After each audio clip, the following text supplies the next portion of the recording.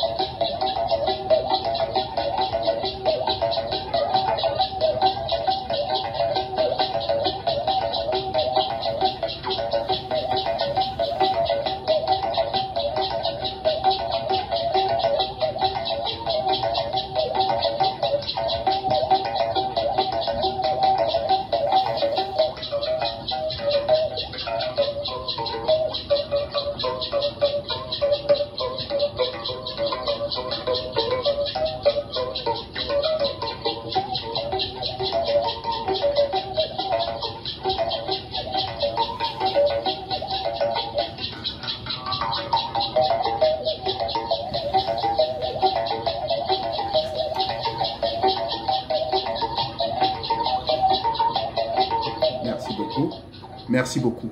Merci beaucoup. Merci. Bassé, bassé, bassé, bassé, bassé. Alors, la question que je veux pouvoir examiner avec vous ce jeudi est une question fondamentale. Parce qu'en effet, elle a un rapport avec les différentes initiations. Souvent, je me présente auprès de personnes, je leur dis que je suis un initié de grands mystères. Et certains qui cherchent à réellement connaître, savoir ma véritable identité, parfois ils s'embrouillent. Laissez-moi encore, une fois de plus, vous donner l'opportunité de m'ouvrir de plus en plus en vous. Bien qu'il me soit interdit de vous dire exactement qui je suis, et je ne le dirai jamais. Je suis ce que je suis. Initier des grands mystères veut dire tout simplement que ça n'engage que moi. J'ai utilisé ce mot, c'est par rapport à la somme des différentes initiations que j'ai subies, ça et là. Et la plupart de ces initiations que j'ai subies, que j'ai vécues, que j'ai participé, et que je donne même à certaines personnes. Quand je dis je donne, c'est-à-dire que j'initie certaines personnes. Ce sont des initiations de diverses formes. Et les charges se font de manière tout à fait différente. Et les expectations des adeptes varient d'un individu à un autre. D'accord? Varient d'un individu à un autre. C'est-à-dire que les résultats varient d'un individu à un autre.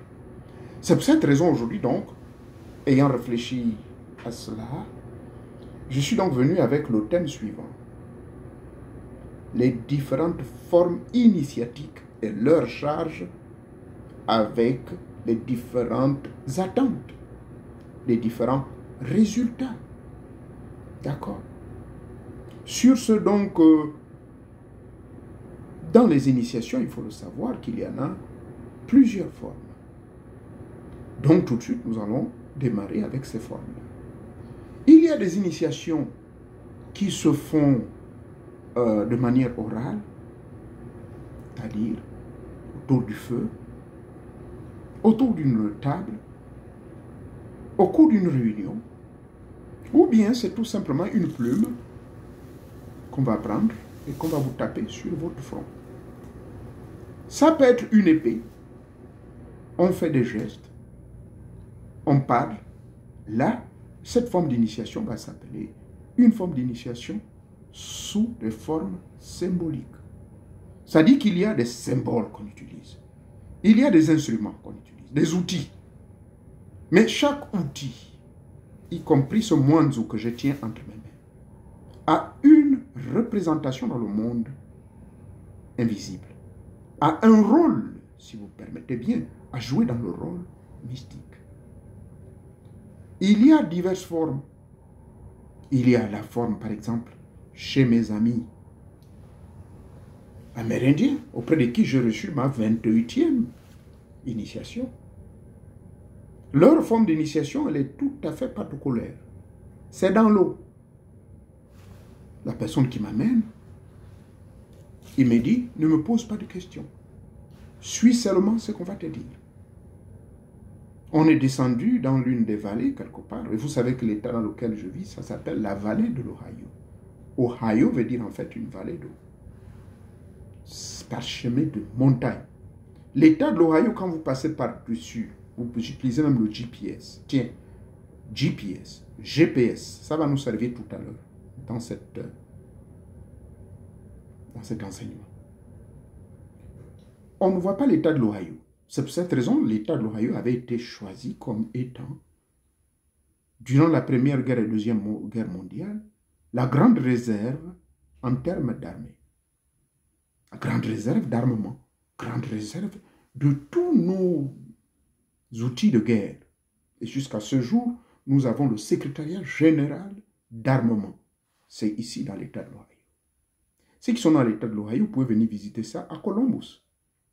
C'est vers l'aéroport international de Columbus, qui porte maintenant le nom du monsieur qui est allé à la Lune, le premier Américain qui a mis pied sur la Lune. Donc, c'est pour vous expliquer que quoi. Par exemple, chez ces amis indiens, dirais-je, la forme d'initiation qu'on fait, on vous amène dans les eaux. D'abord, l'initiateur qui est dans son décorium, il vous donne également la même plume. Il vous donne une plume. Et il y a un habit spécifique. Je crois, je l'ai avec moi. Dans certains lives, vous verrez que je porte ça. Mais je porte ça rarement. On vous fait habiller ça. Il y a quelque chose qu'on appelle le savage. C'est un bois qu'on brûle. Et c'est même vendu actuellement dans la plupart des librairies ésotériques. On fait brûler cet encens assez spécial d'une certaine santal qu'on brûle. Il y a d'autres éléments, certaines herbes qu'on brûle. Et il y a des incantations et vous êtes au centre, devant la rivière. Et ce qui est intéressant, c'est que la préparation, elle est faite pendant 7 jours. Pendant 7 jours, on vous fait la préparation. Et en même temps, quand vous faites les préparations, là, on vous donne également des enseignements oraux. On vous dit, voilà, ceci représente telle ou telle chose, mais ce n'est pas en une semaine que vous allez connaître tout, mais on vous donne l'essentiel. Deuxième semaine, on vous amène dans l'étape de la purification. La purification consiste donc à vous faire boire certaines soupes bizarres dont vous ne connaissez même pas la composante.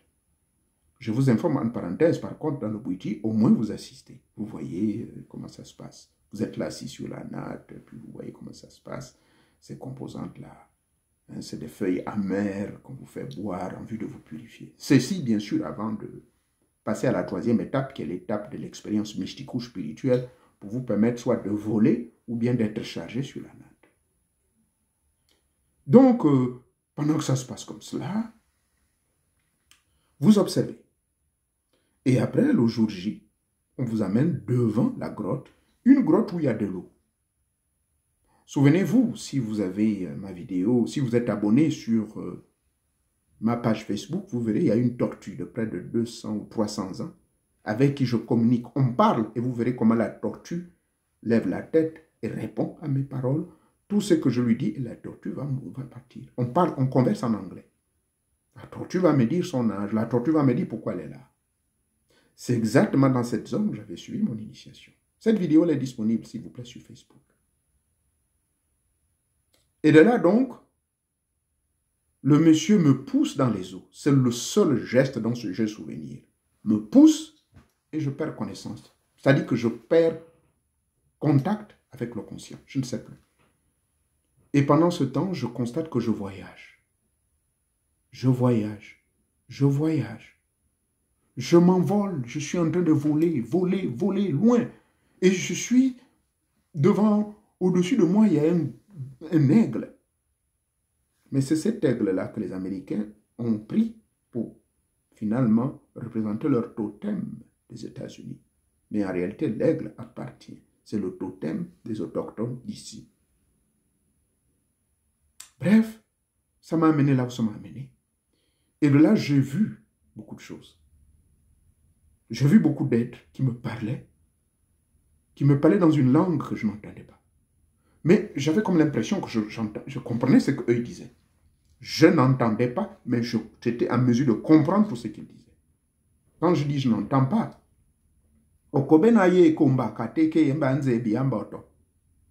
ça là, c'est un mot que vous ne comprenez pas. C'est un mot que vous entendez, mais dont vous ne connaissez pas le sens. Alors pour moi, les mots sonnaient comme si c'était étranger, mais je pouvais comprendre cela dans ma propre conscience. C'est-à-dire que interpréter, ou du moins c'est comme si c'était mon parent qui me parlait. Ils m'ont dit ce qu'ils m'ont dit. J'ai été visiter d'autres milieux, on m'a montré des plantes, on m'a montré des grottes, on m'a montré des poissons, on m'a même montré celle qu'on appelle chez nous Mamiwata. Moi, je ne savais pas qu'elle existe ici également. Bref, je ne rentre pas dans les détails. Bien sûr, il m'est interdit de rentrer dans tous les détails techniques. Et du retour de là,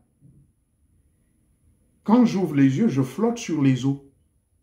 Et les gens chantent, lancent un grand cri, on me soulève. J'ai presque perdu connaissance. Et on me retape quelque chose sur le front, qui a la forme d'une plume. On me fait avaler certaines plantes amères. Et puis voilà comment j'ai le souvenir de tout ce que j'ai vu.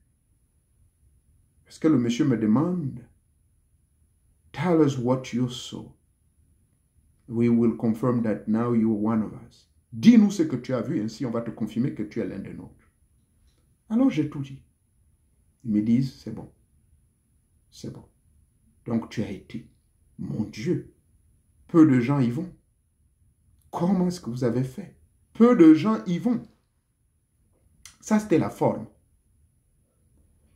Et la charge que j'ai reçue, c'est qu'ils m'ont donné certains supports, parfois que je porte sur moi et que j'ai avec moi. Souvenez-vous, si vous voyez la vidéo à mon lieu de travail, à mon deuxième bureau, parce que d'abord au niveau de l'État, je ne suis pas un grand chef, je ne suis pas quelqu'un qui je dois me permettre de mettre n'importe quoi. Mais à mon deuxième bureau, comme je me charge de recrutement, je suis le manager là-bas, alors j'ai mis ça derrière ma porte. Souvenez-vous, c'est souvent quelque chose que je vous montre derrière la porte. Ce sont eux qui m'ont donné ça. Ça a été chargé. C'est une grande protection et à la fois, une fois ils m'ont dit que je ne suis pas obligé de l'avoir partout, mais une fois je visualise cet objet-là, c'est fini. Je suis en connexion avec eux, et quel que soit l'endroit où je me trouve. La charge donc mystico-spirituelle, elle a été reçue après mon grand voyage, mon retour. Ils ont lancé des cris, ils m'ont félicité, ils ont chanté des chants. Ça, c'est la 21e initiation que j'ai reçue. Dans d'autres initiations, je prendrai le cas, par exemple, du yoga tibétain. C'est aussi une forme d'initiation, laquelle l'initiation passe par certaines positions, passe par une alimentation très stricte et on vous oblige à manger uniquement certains aliments. Ça, c'est surtout dans le but de pouvoir réveiller certains chakras qui vont vous permettre d'être chargés à bloc. En fait, autant pour moi, ces éléments qu'on vous donne, c'est pour vous permettre d'être chargé à bloc au niveau de vos chakras afin de provoquer le réveil du serpent. Mais ça ne veut pas dire que c'est en un mois. Ça ne veut pas dire que c'est dans un an. Ça peut prendre du temps. Donc là, les résultats varient d'un individu à un autre. La forme donc de l'initiation tibétaine que j'ai reçue, j'ai été reçu dans un ashram au niveau de New York, Manhattan. Je vous amène en 2003, 2004. C'est là où j'ai reçu ça. Pendant seulement 2 jours. J'étais assis devant lui dans son ashram. Chez les yogis, l'ashram, c'est le lieu sacré. C'est un peu comme le banja dans le bouddhisme. Le temple. L'ashram, c'est le temple. Donc, il m'a montré tout. Il m'a dit les paroles secrètes. Il m'a dit, il faut prononcer ces mantras-là. Et à chaque fois que vous allez prononcer, vous devez rester à jeûne pendant un certain nombre de jours. Et vous faites telle posture. Vous pouvez mélanger ça avec le Hatha Yoga. Donc, le yoga des asanas, c'est-à-dire des postures. Et vous devez avaler votre salive pendant un certain nombre de fois. Vous devez tambouriner sur votre tête. Vous devez faire ceci. L'oiseau qui vole, vous sautez, vous faites ceci ou cela. Il y a eu toute une série de trucs que je faisais. Ça, c'est une forme d'initiation, dans le but d'éveiller mon esprit. Et les charges se font à partir de l'exécution de tout ce qu'on vous demande à faire. Les charges se font à partir de la préparation et la purification. C'est là qu'on vous charge. Vous êtes en train de vous charger inconsciemment. Il y a même la diarrhée qui vous attrape. Et oui, la diarrhée parce qu'on vous fait faire certaines purges. Je serai trop long. Je vous amène chez moi au Gabon. Au Gabon, nous avons le bouti. Dans le bouti, il y a aussi la préparation et la purification. Mais on ne prête pas très attention. Souvent, la préparation et la purification se passent presque instantanément, au même moment. Pourquoi? Parce qu'au même moment qu'on vous prépare, Au même moment, on commence déjà. Bien sûr, c'est pour cela que je vous avais dit que pour ceux qui sont hors du Gabon, là, ceux qui sont ici, pays étrangers, généralement, il vous faut au moins, au minimum, 15 jours ou 3 semaines. C'est pour cela que je dis prenez un mois pour ne pas vous précipiter. Et là, quand je parle d'un mois ou de 15 jours, ça ne veut pas dire que c'est cela, durant cette période, que vous serez maintenant. Non. On va vous préparer. On va vous charger. Maintenant, tout comme j'ai fait avec les expériences de l'initiation amérindienne, il y a beaucoup de milieux ici. Et par mesure de prudence, ils m'ont dit, je n'ai pas le droit de dire. Ils sont très stricts dans ce sens-là. Et surtout que je vis chez eux. Et donc, pendant qu'on vous donne ces consignes, vous allez vivre les expériences. Mais les résultats varient d'un individu à un autre. Bon, je parle du cas du Bouiti. On va vous purifier, on va vous préparer. On vous fait la préparation dans la forêt. On vous amène, même si l'initiateur se trouve à Libreville, même s'il se trouve à Port-Gentil, on va toujours vous amener quelque part dans la bourse. On va vous préparer. On va vous prendre, il y a des éléments qu'on va vous demander. C'est la forme, c'est ça la préparation. Votre natte et autres, les torches indigènes, tout ce qui suit. Mais parfois, dans le cas de Chomo Lambaréné, celui qui nous avait initié, par exemple, avait tout. C'est-à-dire qu'il vous dit, il faut seulement prévoir à peu près 150 000 ou 200 000. Sur cet argent, c'est juste pour les éléments que lui, il a pris. Parce qu'il a payé des gens pour aller prendre ça dans la véritable brousse. Et même si c'est lui-même qui va prendre, il faut quand même le récompenser. L'initiation en tant que telle, il disait, déposez un franc symbolique après votre voyage. Je vais maintenant insister sur les résultats. Je disais, les résultats varient d'un individu à un autre. Mais la forme, bien sûr, qui varie d'un rite à un autre, les différentes formes d'initiatique et les charges sont les mêmes. Pourquoi j'ai dit les charges sont les mêmes? C'est-à-dire que votre corps astral, votre corps mental, votre corps divin, vos chakras sont chargés. Maintenant, les résultats varient d'un individu à un autre. Ces résultats veulent dire que vous ne pouvez peut-être pas décoller. Mais ce n'est pas parce que vous ne décollez pas que vous n'êtes pas initié. Quand je me suis fait initier auprès des Amérindiens, le voyage, je l'ai fait, je t'ai guidé. Mais, chez mon maître tibétain, je n'ai pas fait de voyage.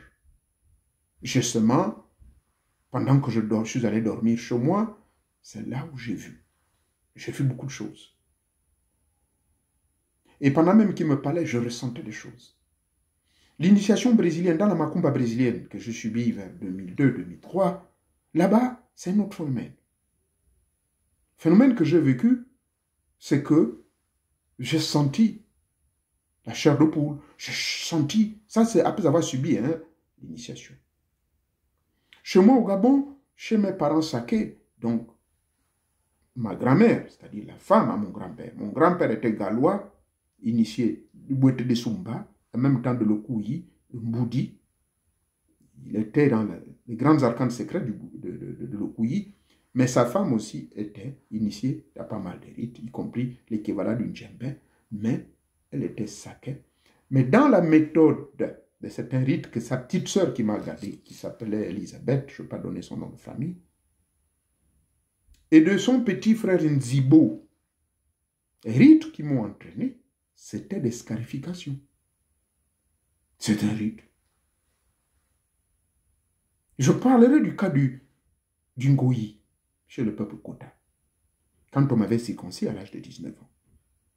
C'est là où on m'a mis face d'un Ngoyi. Mais le Ngoyi, comment ça se passe? Ça, je ne peux pas vous expliquer en plein live. C'est des expériences que j'ai vécues. Il y a eu le maquillage. Parce que dans les rites Ngoyi, par exemple, il y a le maquillage.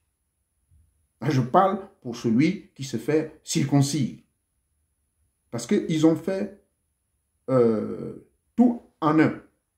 À la fois l'initiation au cours de la circoncision. Parce qu'un homme, quand il sort de là, il doit être un homme. Il y a le maquillage. Rouge, blanc.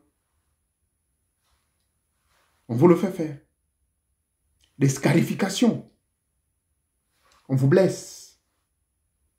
Certains qui blessent avec les lames. Pour mon cas, c'était un couteau. Un couteau qui a plus de 300 ans, qui est parti de main en main, d'initié en initié. C'est ce couteau-là, avec lequel on m'a coupé mon prépuce. C'est avec lequel on m'a fait des scarifications. Et mon prépuce a été mis quelque part. Une partie du prépuce, on me l'a demandé de le faire consommer avec une certaine plante. Laquelle plante doit être faite, doit cuire dans de la cendre. Donc, tout ça, ce sont des formes d'initiation. Mais pendant qu'on me faisait tout ça, et la femme qui m'était destinée, elle était là.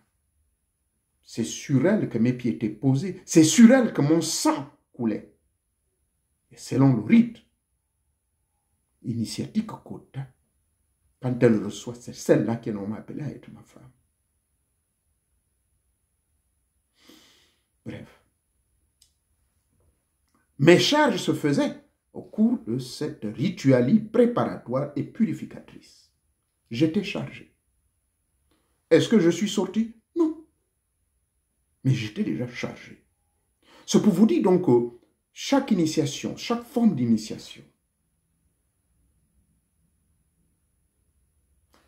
et les charges qui se font ne vont pas forcément déclencher une sortie astrale.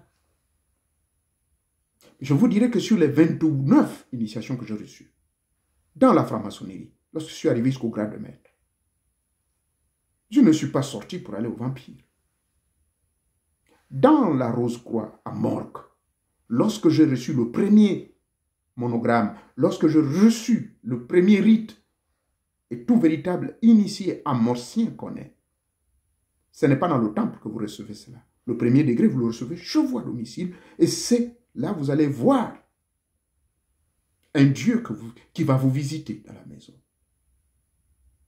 Là, je l'ai vu. Donc, les expériences de tout Rose-Croix amorcien, parce qu'il y a une différence entre un Rosicrucien et un Rose-Croix. Ça, le Dieu faucon, vous le verrez. Il y a des personnes qui ne sont pas initiées dans la morgue qui me diront je suis fou. Non, mais les véritables initiés savent que c'est le Dieu faucon que vous allez voir le premier, quand vous faites le premier rite chez vous à domicile, quand vous allez observer tout ce qu'on va vous demander de faire. Premier et deuxième rite. Maintenant, les autres rites, vous allez les faire au temple. Bref, les formes, les charges rosicruciennes, je les ai vécues, j'ai vu, mais je n'étais pas sorti.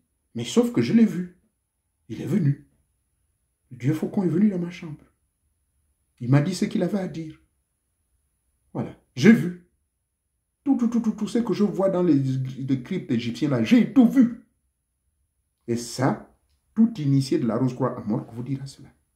Vous ne le voyez pas quand vous allez recevoir l'initiation dans le temple à Morgue. Non, non, non, non. C'est chez vous d'abord.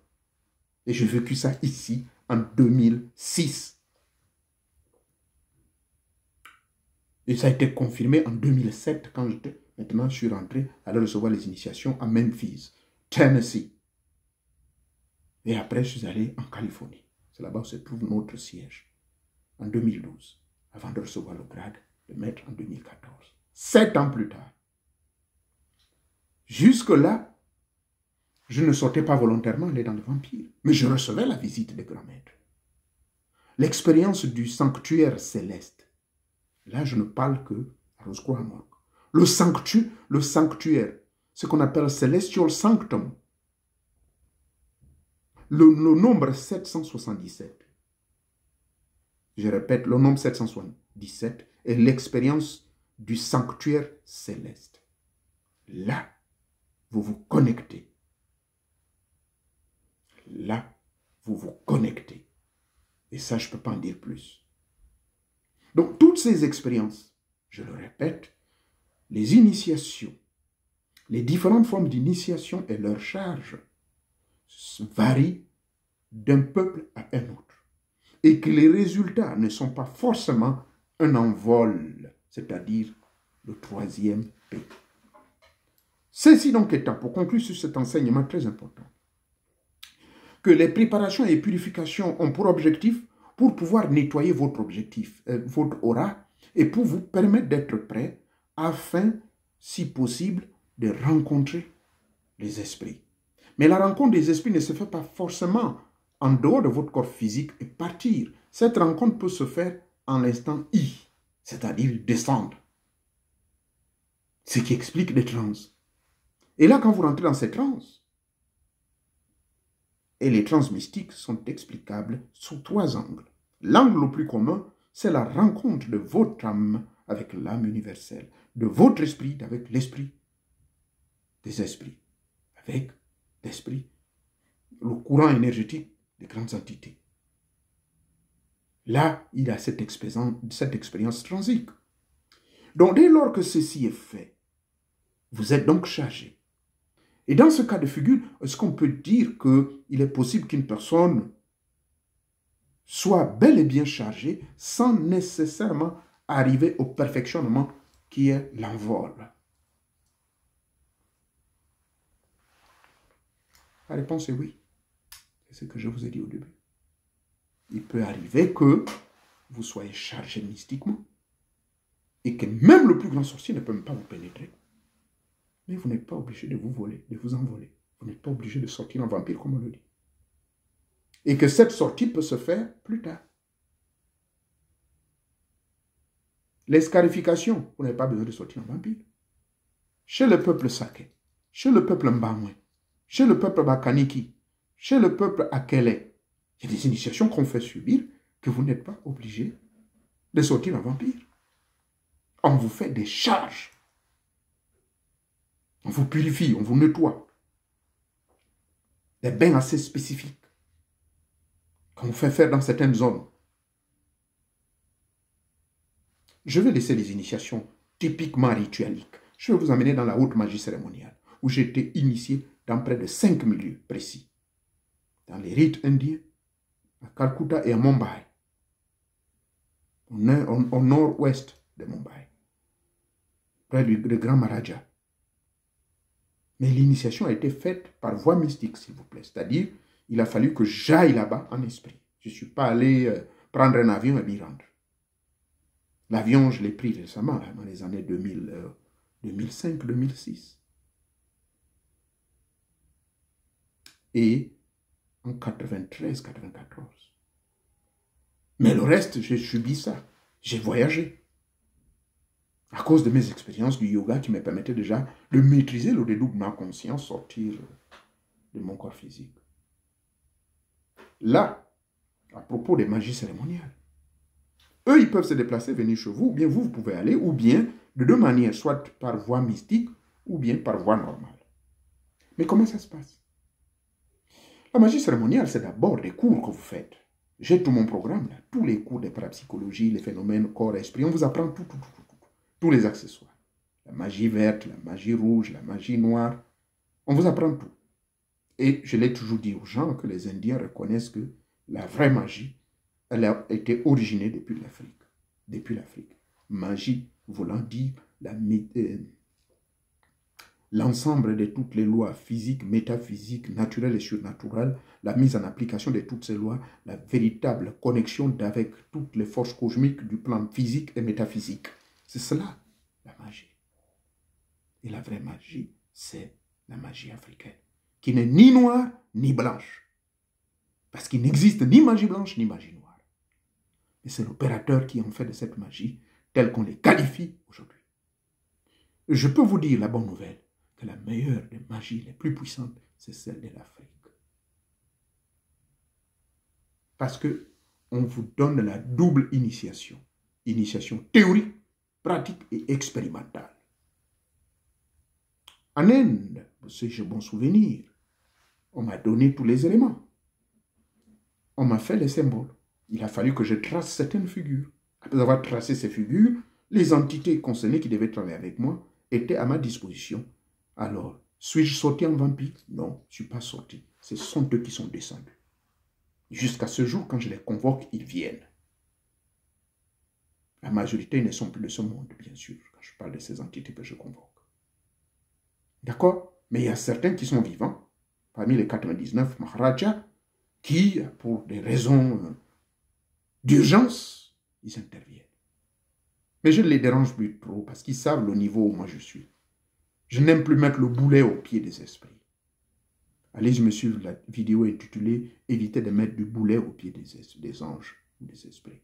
Interdit de déranger ces entités, interdit de déranger les anges, comme je vois oh ange gardien, oh ange ceci. Bon, ça c'est le petit niveau, ça c'est le niveau du premier degré. Mais quand vous avez atteint un certain niveau spirituel, il vous est interdit. Rappelez-vous de la scène de M. Jean. Jean qui a écrit l'Apocalypse. Lorsqu'il est émerveillé par ce qu'il voit. Et voilà une entité qui lui fait avaler tout un rouleau. Le rouleau-là est amer. Il voulait même vomir. Mais après un moment, il se rend compte que c'est sucré. Et Jean est émerveillé. Les yeux s'ouvrent maintenant. Il voit d'autres choses au-delà de ce qu'il voyait à côté. Lisez le livre de l'Apocalypse, le chapitre 4. C'est là où commencent les premières révélations. Et le virgule, le chapitre 7. Et un peu plus loin, au chapitre 11. On va lui montrer un nombre de certains individus qui ne sait où ils viennent. Jean, là, il se retrouve dans des plans tridimensionnels. Il est sorti en vampire. Mais la première fois, il n'était pas sorti. Il a eu la visite. Donc, pour ceux-là qui peuvent arriver, que vous partez manger, consommer le bois sacré, l'initiateur, faites tout son possible, dites, non, moi je n'ai rien vu, Tatignambi, je n'ai rien vu à Tézan.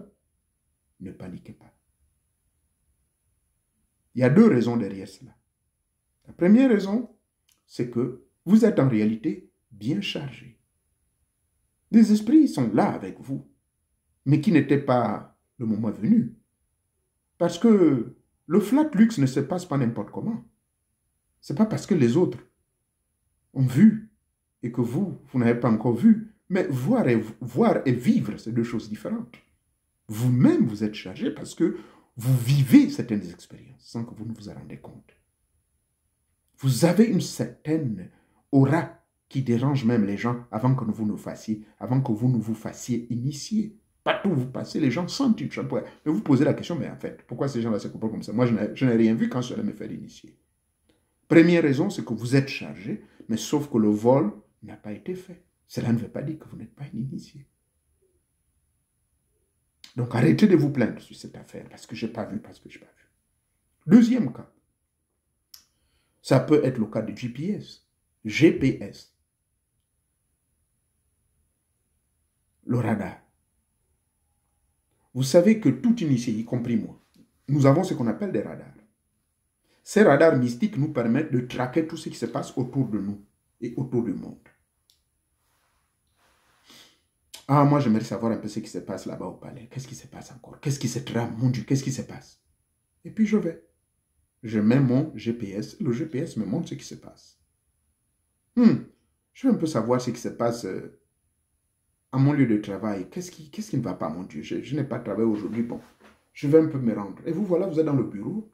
Et vous voyez ce que les chefs sont en train de dire à votre sujet, ce qui se passe. GPS.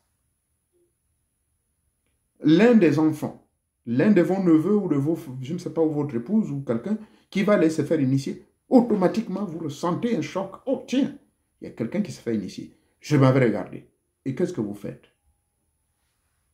Vous pouvez vous interposer entre le bandit et l'initiateur.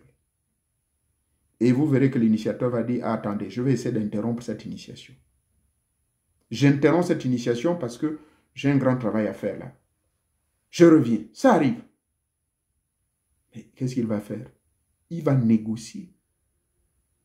Il va négocier avec le mec qui, à travers son GPS, est venu interrompre.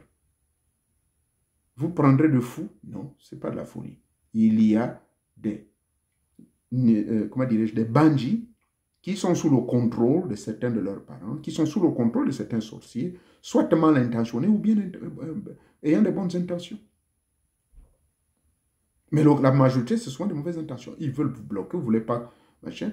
Ils ne veulent pas que vous les voyez, ils ne veulent pas que vous voyez que ce sont eux qui sont derrière tout.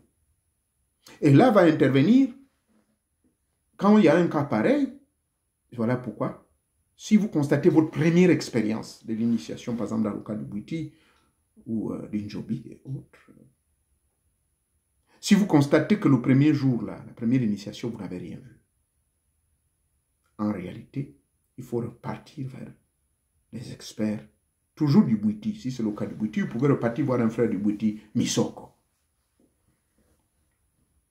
Allez voir le frère du Bwiti Misoko ou encore Ngonde. Pourquoi pas dans le Disumba?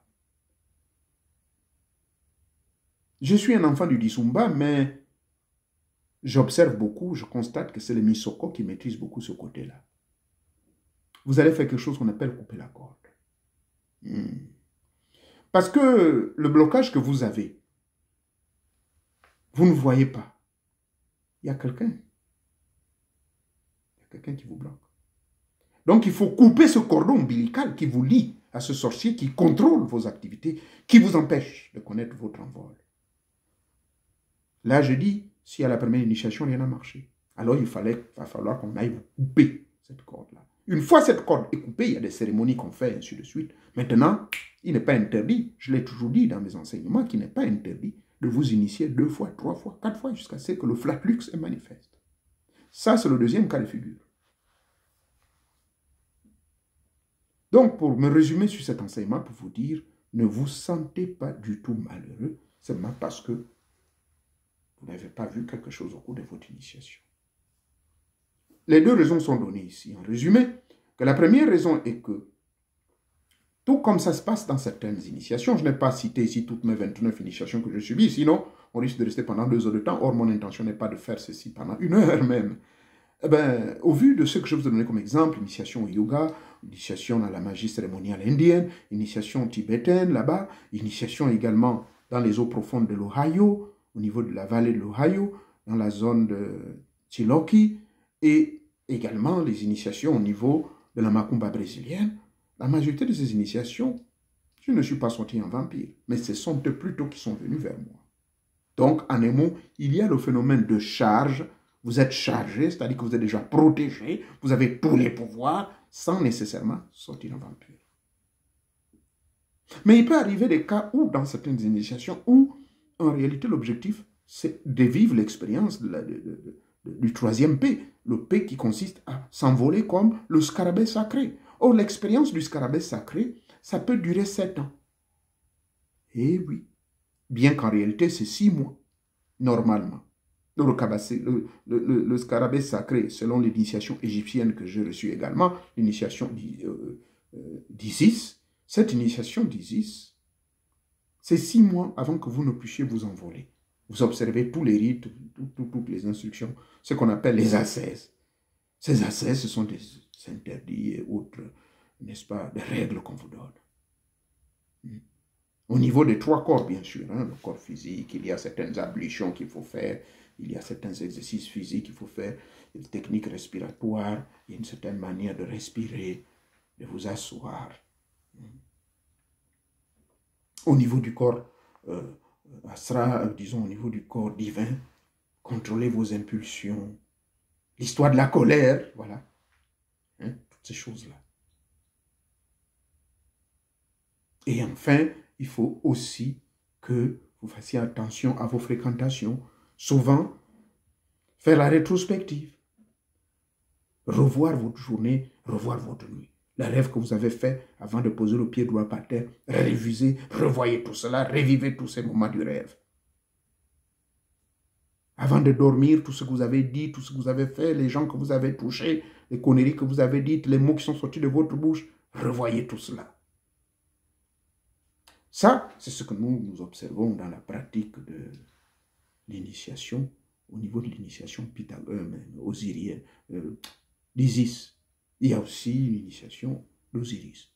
Moi, celle-là, je ne l'ai pas reçue. Hein. C'est ma théorie qu'à travers les enseignements de Pythagore, j'ai reçu une initiation de Pythagore qu'on appelle l'initiation aux 13 lois dorées. L'initiation des 13 principes. Bref, nous n'allons pas nous éterniser ici. Vous avez tout compris. Donc, j'espère que vous n'allez plus vous casser trop la tête, que la solution pour ceux qui pensent qu'ils sont bloqués, surtout quand il s'agit du Bwiti, soit vous êtes victime d'un contrôle GPS, c'est-à-dire un contrôle astral, par certains sorciers et qui parfois négocient. Il arrive que le Nganga, la personne qui vous initie, puisse négocier. Pardon, pas lui, mais par contre, la personne qui a le GPS branché sur le Banji puisse négocier avec le Nganga. Et ces négociations se passent dans le plan astral et dans le plan physique. Et il y a des échanges d'argent. Voilà. Oh, mais j'apprends qu'il y a ma fille qui vient s'initier chez toi, mais s'il te plaît, pardon. Hein? Non, non, non, non, non. Fais tout pour qu'elle ne me voie pas.